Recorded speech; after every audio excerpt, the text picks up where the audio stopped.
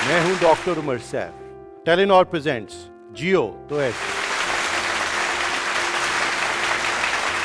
चश्मे नम जाने शोरीदा काफ़ी नहीं, तोहमत इश्क पोशीदा काफ़ी नहीं, क्योंकि खामोशी तसव्वुर की जाती है रजामंदी वक्त इजाबो कबूल में। जुल्मत के दौर में खामोशी जुर्म के मुतरादिफ समझी जाती है, और जब जुल्म किया जाए और खामोश रहा जाए तो आप उस जुर्म में शरीक होते हैं। मुहज़्ज़ब माशरों में इख्तलाफ की इजाज़त दी जाती है, हर किसी को शिकवा करने की इजाज़त मिलती है। हमारे आज के मेहमान जिब्रान नासिर इस मुआशरे में कई बार इख्तलाफ की आवाज़ बने, और हमें जिब्रान से लाग इख्तलाफ क्यों ना हो, हम इनकी हिम्मत देखते हैं और कहते हैं जियो तो ऐसे।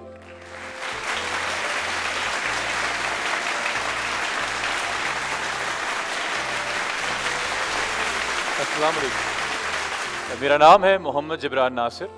मेरी उम्र है 32 साल। जिन्स मेरी मर्द है। दादा और दादी दोनों महाजिर थे, यूपी इंडिया से आए थे। नाना और नानी दोनों पंजाबी हैं, होशियारपुर ईस्टर्न पंजाब से आए थे। दोनों दादा दादी अहले सुन्नत से और नाना नानी भी अहले सुन्नत से, तो मेरे वालिदैन भी अहले सुन्नत से। इन तमाम चीज़ों में, उस डिटेल तारुफ में मेरा रद्दी बराबर भी कोई कमाल नहीं है, मगर जो मैं बातें करता हूँ और कहता हूँ उसको बर्दाश्त किया जाता है, और मैं आज तक जिंदा हूँ, सलामत हूँ, आपके सामने हूँ, और स्टेज पे मदऊ किया गया है। तो उन तमाम के अंदर इन तमाम इंट्रोडक्शन का बहुत अमल दखल है। चूँकि हम ये तो कह रहे हैं और बता रहे हैं कि जियो तो ऐसे, बट मेरा सफ़र उन लोगों को सोच के गुजरता है जो अपने इसी तारुफ में कुछ चीज़ें तब्दील होने की वजह से, चाहे वो लसानियत हो, वो जिन्स हो, वो अकीदा हो या फ़िक़ा हो, माशरे को उनका वजूद बर्दाश्त नहीं है। तो मैं ये सोचता हूँ कि वो जीते होंगे कैसे। कहा गया कि आपसे इख्तलाफ सही मगर आपकी हिम्मत की तारीफ़ करते हैं, उसका मैं शुक्रगुज़ार हूँ, मगर इख्तलाफ इंसान से नहीं होते, ये भी मैंने सीखा है। इख्तलाफ या जंग नज़रियात की होती है। हवस, सब्र, लालच, कनात, प्यार, मोहब्बत या जुल्म, नज़रियात की जंग होती है, नज़रियात से जंग होती है। चूँकि बख्शिश का दरवाज़ा हमेशा खुला है, माफ़ी की गुंजाइश हमेशा है, इसलिए इंसान अच्छे बुरे नहीं हो सकते, उनके ख्यालात अच्छे बुरे होंगे। तो मेरा सफ़र सिर्फ ये नहीं है कि इख्तलाफ करना है, मेरा मकसद सिर्फ ये नहीं है कि आवाज़ बुलंद करनी है, मेरा मकसद सिर्फ ये नहीं है कि ऐलान जंग करना है। मैं तो इस नीयत से सफ़र में आया था कि मैंने गुफ्तगू करनी है, अपने घर वालों से, अपने हम वतनों से बात करनी है कुछ मसाइल के बारे में जिन पे हम बात नहीं करते, कि शायद कोई राह निकल आए, कोई दरवाज़ा खुल सके जो हम पे 70-72 साल से बंद है, और अगर मज़ीद बंद रहा तो ये तारीकी इस मुल्क में बढ़ती चली जाएगी। 2010 में पढ़ाई के लिए कुछ साल के लिए बाहर गया, मास्टर्स किया, लॉ ग्रेजुएट हुआ, काम करना शुरू किया तो सैलाब, अर्थक्वेक, तूफ़ान, ये चीज़ें आती रहती हैं। इनमें जाके काम भी किया, भूख भी देखी, मुफलिसी भी देखी, ग़ुरबत भी देखी, मगर दिल को समझाया कुदरती आफात हैं, खुदा की मर्ज़ी होगी, इसमें भी कोई भलाई होगी। मगर 2013 मार्च का महीना, 26 साल मेरी उम्र, एक अपने बॉस के दफ्तर में बैठ के, सीनियर पार्टनर मेरी लॉ फर्म का और मैं वहाँ का एक एसोसिएट, और बेतकल्लुफ़ बेझिझक बच्चों की तरह रोना शुरू कर दिया। मेरा बॉस परेशान, उसने अपना चश्मा उतारा और उसने मुझे देखा और उसने कहा कि जिब्रान, मुझे लग रहा है कि आप शायद अब इस दफ्तर में ज़्यादा दिन काम ना कर सकें, आप कुछ बदल चुके हैं। वो ऐसा क्या था जो मैंने देखा, वो ऐसा क्या था कि मेरी आँख इस तरह से अश्कबार हुई कि मैं उस सुबह को ये मंजर शायद देख के आ रहा था। ये इराक़ नहीं था, ये यमन नहीं है, ये फ़लस्तीन नहीं है, ये कश्मीर नहीं है, ये कराची में एक इलाका है जिसका नाम है अब्बास टाउन, जहाँ एक धमाका होता है। रेजिडेंशियल कॉम्प्लेक्स में 180 के करीब ख़ानदान तबाह हो जाते हैं, 80 से ज़ायद शहादतें होती हैं, और जब आप नेक्स्ट डे उस साइट पे जाते हैं तो ऐसे ही होते हैं घर। उनमें खिलौने भी होते हैं, उनमें चादरें भी होती हैं, उनमें फर्नीचर भी होता है, उसमें लकड़ी भी होती है, मगर वो तरीके से होती हैं। मगर मैंने जब वो सारी चीज़ें देखी तो वो खून में लथपथ देखी, وہ ٹوٹی اور بکھری دیکھیں اور مجھے بتایا گیا کہ وجہ بھی فقہ پہ اختلاف تھی، تو کسی نے فیصلہ کیا کہ ان کو جینے کا حق نہیں ہے، یہ جو 180 خاندان ہے یہاں بم پھاڑ دینا چاہیے۔ جب یہ دیکھا تو احساس ہوا کہ میں جو کر رہا ہوں شاید کچھ بہتر کر سکتا ہوں، چونکہ قدرتی آفات، سیلاب، طوفان، ارتھکویک، زلزلے تو خدا کے بنائے ہوئے ہیں نا، مگر یہ بم تو خدا نہیں پھاڑ رہا، یہ نفرتیں تو خدا نہیں بانٹ رہا، یہ فقوں کی بنیاد کے اوپر، عقائد کی بنیاد کے اوپر ہمارے اندر دوریاں تو خدا نہیں پیدا کر رہا، اور ہمیں ایک دوسرے کی جان کا دشمن بھی خدا نہیں بنا رہا۔ تو یہ مین میڈ کیٹاسٹرفیز ہیں، اور اگر یہ انسان کی بنائی ہوئی ہیں تو ان کو انڈو کرنے کے لیے بھی کسی انسان کو ہی آگے آنا ہوگا۔ فیصلہ کیا کہ میں 2013 میں آزاد امیدوار کی حیثیت سے الیکشن لڑوں گا۔ میرے والد کو لگا یہ بہت بیوقوفی کا فیصلہ ہے، گھر کہاں سے چلے گا، آپ اپنا کریئر تباہ کر رہے ہیں، فائنینشیل سٹیبلٹی کہاں سے آئے گی، یہاں پہ سیاست کراچی کی دیکھیے آپ مارے جائیں گے۔ وہی لائف کو لے کے، رسک کو لے کے، سب چیزوں کو لے کے ڈر جو کسی بھی والد کو ہوتا ہے، والدہ کو ہوتا ہے، وہ مجھ میں تھا۔ اور پھر جب الیکشن کیمپین شروع ہوئی تو مجھے پتہ چلا چونکہ نظریات سے ہی اختلاف ہوتا ہے، تو جو نظریات کی بنا پہ دوستی قائم ہو جائے، کہ اتنے اجنبیوں کو جب پتہ چلا کہ ایک لڑکا سب کچھ اپنا سیکریفائس کر کے، کچھ اچھا کام کر کے ایک منشور کے ساتھ الیکشن لڑ رہا ہے، تو کسی نے اپنا گھر کھولا، کسی نے اپنے وسائل دیے، کسی نے اپنا دفتر میرے الیکشن کیمپین میں کنورٹ کر لیا۔ کسی دوست نے یہ کہا مل کے کہ یار آج ٹیلی ویژن پہ مجھے بلایا ہے، بٹ میں نے اپنے اینکر کو کہا ہے کہ مجھے نہ بلاؤ، یہ نیا لڑکا سیاست میں آیا، اس کو میری جگہ سیٹ دے دو۔ تو اس نے اپنی جگہ خالی کی، تو میں آ کے بیٹھا اور مجھے ایک نیا خاندان ملا، اور اس ملک میں یقین آیا کہ اگر اچھا کرنے نکلو گے تب بھی لوگ ساتھ نبھائیں گے، تب بھی لوگ ساتھ دیں گے۔ مگر اسی وجہ سے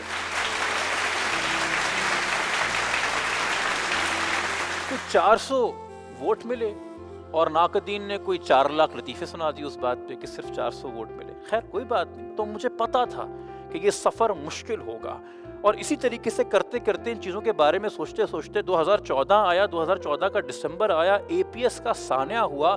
میں اتفاق سے ایک پروگرام کے لیے اسلام آباد میں تھا، تو مجھے کچھ سمجھ میں نہیں آیا، میں اس شہر میں کسی کو نہیں جانتا تھا، میرا کوئی دوست نہیں تھا۔ میں نکلا، میں نے ایک ویڈیو فیس بک پہ بنائی اور میں نے کہا میں مظاہرہ کرنے جا رہا ہوں، میں کم سے کم اپنا حق ادا کرنے جا رہا ہوں، میں کم سے کم یہ ہمت اور جرأت اپنے میں پیدا کرنے جا رہا ہوں کہ ایک حکومتی مسجد کو استعمال کر کے کوئی انسان یہ اعلان نہیں کرے گا کہ اس ملک کے بچے اگر دہشت گرد ماریں تو ان کے لیے دعائے خیر نہ کی جائے۔ اور یہ کرنے جب میں نکلا تو اس کے بعد 26 سال 27 سال کی عمر تھی، سڈنلی 2 دن بعد مجھے ایک فون کال نصیب ہوئی۔ انہوں نے فون کال کی اور انہوں نے کہا بھائی جو کر رہے ہو وہ روک دو ورنہ جان سے مار دیں گے۔ میرے اندر پتہ نہیں کیا تھا، وہ میں نہیں بول رہا تھا، میری نہ اتنی عمر تھی نہ تجربہ تھی۔ میں نے کہا ہم جہاں کھڑے ہیں ہم وہاں کھڑے ہیں۔ زندگی کے اندر اسی طرح مظاہرے ہوتے گئے، پروٹیسٹ ہوتے گئے، اور ہر موقع پہ ہر جگہ پہ میں نے بس یہ سوچا کہ صحیح کون ہے، غلط کون ہے، مظلوم کون ہے اور ظالم کون ہے، اس زاویے کے علاوہ کچھ نہیں۔ میں اس کو جانتا ہوں کہ نہیں جانتا، اور اسی کی بنیاد یہ ملی کہ اس طرح کی خبریں شائع ہوئیں۔ ابو جہل کی یاد میں شمع روشن کرنے کی تقریب، محمد جبران ناصر 17 رمضان کو ابو جہل کی یاد میں شمع روشن کریں گے۔ یہ فیس بک پہ وائرل گئی 2016 میں، اس کے بعد سے آج تک ہر رمضان یہ وائرل جاتی ہے، اور ہر بڑے چینل کا صحافی مجھے فون کر کے پوچھتا ہے آپ یہ ایونٹ کر رہے ہیں؟ میں نے کہا اگر آپ کو یہ گمان ہی میرے بارے میں ہو گیا ہے تو آپ مجھ سے بات کیوں کر رہے ہیں، کہ اگر آپ کو لگتا ہے کہ یہ سچ ہو سکتا ہے۔ زندگی کے اندر اسی طرح کے مراحل و سفر آتے گئے، تو ایک کیس آیا میرے سامنے، مجھے بتایا گیا تھا پہلے بھی، ہم اس وقت مظاہرے میں شرکت ہم نے کی تھی 2011-12 میں، جب یہ واقعہ ہوا تھا کہ شاہزیب خان نام کا ایک لڑکا شاہ رخ جتوئی کے ہاتھوں مارا گیا، ایک اور لڑکے کے ہاتھوں۔ وہ کیس بہت ہائی لائٹ ہوا پاکستان میں، آپ نے بھی سنا ہوگا اس کے بارے میں شاید ٹیلی ویژن کے اوپر۔ پتہ چلا کہ جی ہائی کورٹ نے ان کو چھوڑ دیا ہے، ہائی کورٹ نے ان کو چھوڑ دیا ہے۔ ہائی کورٹ نے جب ان کو چھوڑ دیا ہے تو اپیل کرنے کو سپریم کورٹ جا نہیں رہا، چونکہ شاہزیب کا باپ تو معاف کر چکا تھا، خاندان تو معاف کر چکا تھا کسی بھی پریشر کے انڈر۔ تو ہم چلے گئے سپریم کورٹ۔ اب ہم چلے گئے سپریم کورٹ وہ کیس کرنے کے لیے، تو سامنے والا الحمدللہ خرید نہیں سکتا تھا، مارنا شاید وہ چاہتا نہیں تھا کہ کوئی کنٹروورسی بن جائے گی، تو اس نے پھر سے کیا کیا، اس نے کہا بدنام کرو۔ اب کیا کریں، ہم گستاخ تو بول چکے، ارے چلو اب بھارتی بول دو۔ تو کہا گیا کہ جی جبران ناصر ہمیشہ سے فوج اور عدلیہ مخالف مہمات چلاتا ہے اور یہ انڈین NGO کا کارندہ ہے۔ یہ ویڈیو 14 سے 20 لاکھ بار فیس بک پہ دیکھی جا چکی ہے، اور 14 سے 20 کروڑ گالیاں میں کھا چکا ہوں، مگر آج تک کوئی ثبوت اس بات کا نہیں ہے جو الزام اس پہ لگائے گئے۔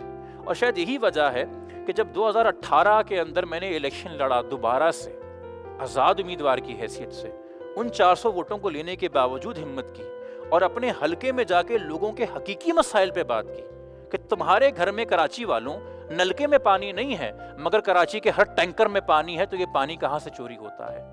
तुम्हारे यहाँ आज लेस्को दिन का रात का ऑफ पीक और ऑन पीक लाहौर में बिल देता है मगर कराची की इलेक्ट्रिसिटी सप्लाई कंपनी ये बिल नहीं देती, तो तुम्हारा ये मसला बिल चोरी का, इसको समझो।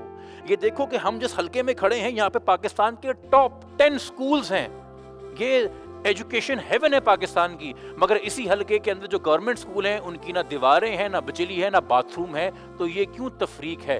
तो आगे से लोग सवाल क्या करते थे, भाई वो तो ठीक है मगर आपने गुस्ताखी की थी उसका क्या, और आप जो भारतीय एजेंट हैं उसका क्या?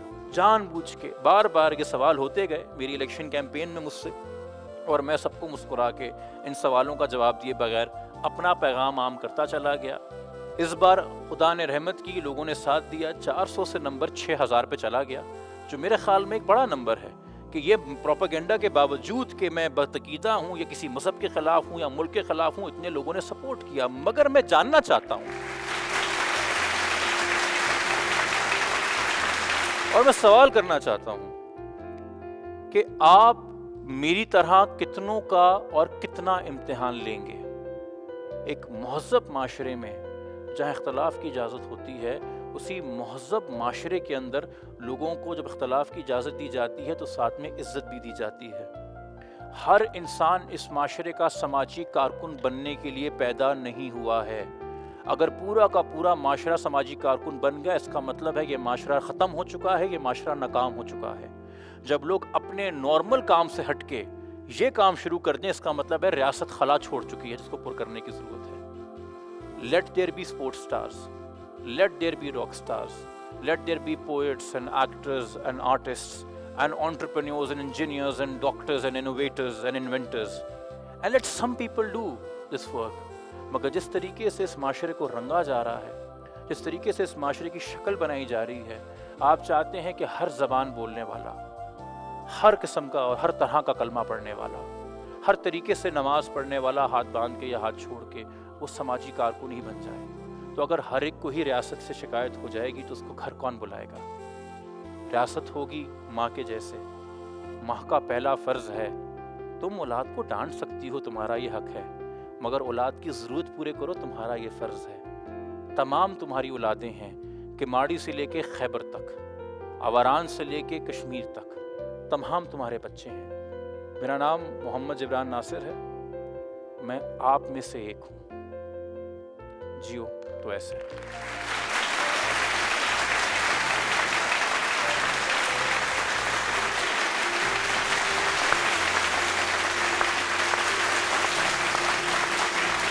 इस तरह की गुफ्तगू के बाद कोई सवाल पूछना शायद मुमकिन नहीं, मगर जिब्रान, ये शो पॉजिटिविटी का है।